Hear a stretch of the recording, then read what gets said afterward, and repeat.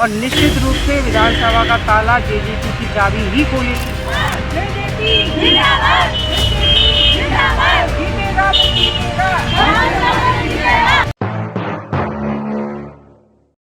जननायक जनता party क्या उद्देश्य को लेकर के राजस्थान में पैर पसारे हैं? मैं डॉक्टर सुलभा चौधरी जननायक जनता पार्टी की तरफ से हमारे भरतपुर विधानसभा क्षेत्र के लिए जो उम्मीदवार पार्टी ने नियुक्त किए हैं वो है डॉक्टर मोहन सिंह चौधरी जी। वो चुनाव चिन्ह चाबी पर भरतपुर क्षेत्र से आप सभी के लिए एक बहुत ही योग्य, कर्मठ और ईमानदार उम्मीदवार पार्टी ने उतारे हैं।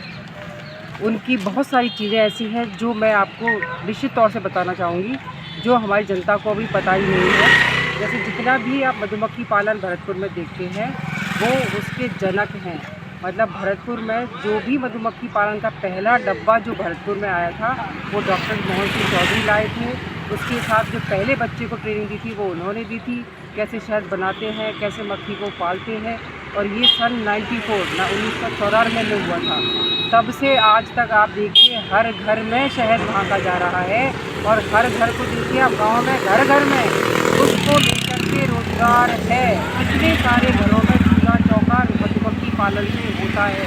तो कितना बड़ा व्यवसाय जो एक छोटी सी शुरुआत से हुआ आज विकराल रूप ले चुका है और अपने भरतपुर के निर्माण में एक नींव एक तरह से पत्थर की नींव की तरह से अभी अड़िग लगा हुआ है।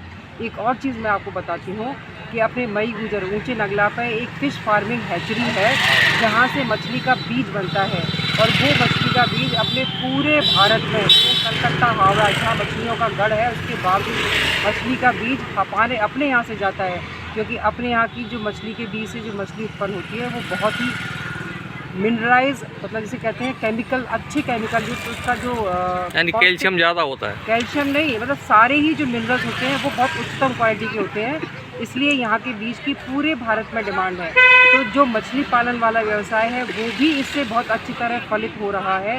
तो कितने सारे लोग उससे भी जुड़े हुए हैं। डॉक्टर साहब, मेरा आपसे सवाल है कि किसान की फसल का समर्थन मूल्य नहीं मिल पा रहा, इसके क्या मायने हैं? आप क्या कहना चाहेंगे इसके बाद? ये बीजेपी जो पार्टी है जननायक जनता पार्टी, ये हरियाणा में अभी अलायंस के साथ सरकार चला रही है। वहाँ पर अपने दुष्यंत चौटाला जी ने बीजेपी की तरफ से हरियाणा में 14 फसलों को MSP पर खरीदने का वादा किया हुआ है और लगातार वो खरीद रही है। इवन बाजरा जैसी फसल जो सर्वाधिक राजस्थान में होती है, राजस्थान में वो MSP पर नहीं खरीदी जाती है, हरियाणा में खरीदी जाती है और अपने यहाँ के बहुतायत किसान हरियाणा जाकर अपनी फसल को बेचते हैं, उनको भी उसका MSP पर मूल्य मिल जाता है। तो कितनी शर्मनाक बात है अपनी सरकार की कि जो हमारे यहाँ की मुख्य फसल है वो भी बाहर जाती है क्योंकि हम उसे समर्थन मूल्य नहीं दे पा रहे। इसके अलावा चौटाला जी ने वहाँ एक स्थिति निर्धारित कर दी है कि जो भी MSP पर फसल किसान बेच के जाता है उसका पैसा 72 घंटे के अंदर डायरेक्ट किसान के खाते में आ जाता है। अगर 72 घंटे से ऊपर एक दिन भी निकला या 10 दिन भी किसी कारणवश निकले तो उसका 8% की ब्याज के साथ पैसा आता है। तो ये कितना ईमानदार प्रयास है जो एक किसान के लिए किसान कबीरों की पार्टी ने तय किया है और वो उनको सीधे प्रभाव से मिल रहा है।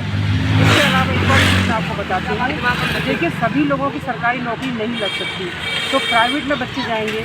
तो हरियाणा में जो बीजेपी है उसमें अपने प्राइवेट जो भी कारखाने हैं, फैक्ट्री हैं, मिल हैं या अस्पताल है, जो भी लघु कुटीर उद्योग हैं उसमें 75% युवाओं को आरक्षण दिया है।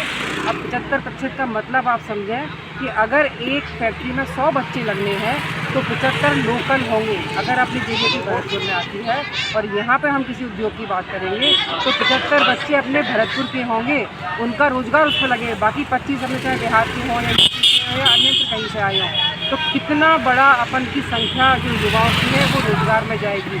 वरना अपने बच्चे बाहर सड़कों पर घूमते रहते हैं, बाहर के राज्यों के कम दर पर अपन को कर्मचारी मिल जाते हैं, युवा मिल जाते हैं, फैक्ट्रियाँ उनको रख लेती हैं कम दाम में और उनको काम चलता रहता है और अपने बच्चे सड़कों पर घूमते रहते हैं।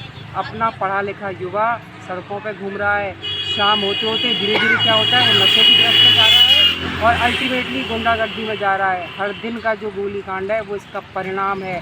आप देखिए अगर आज हम नहीं संभले तो हमारे भरतपुर की जो हवा है उसमें जहर घुल जाएगा, जिसकी शुरुआत आज हो चुकी है।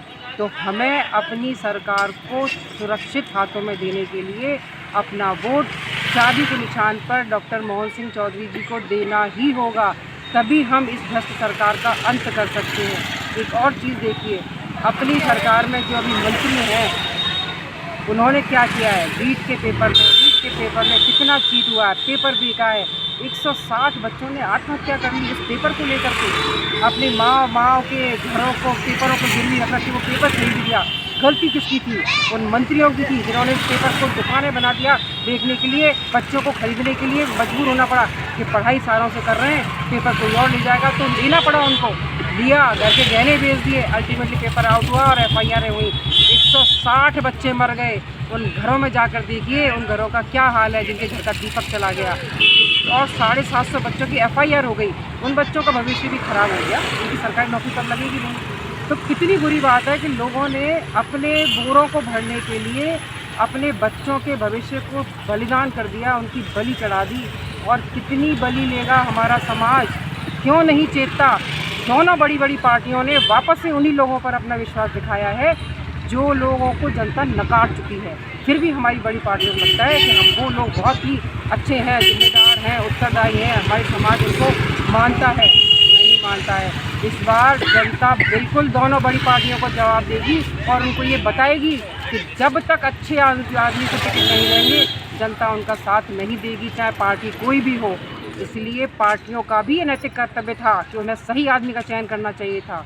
मैं आपको कहती हूँ इस बार आपके बीच में एक तीसरे मोर्चे की तरह BJP पार्टी आपके सामने बहुत ही अच्छा विकल्प लेकर आई है, जिसकी बहुत लंबे टाइम से आपको दरकार थी।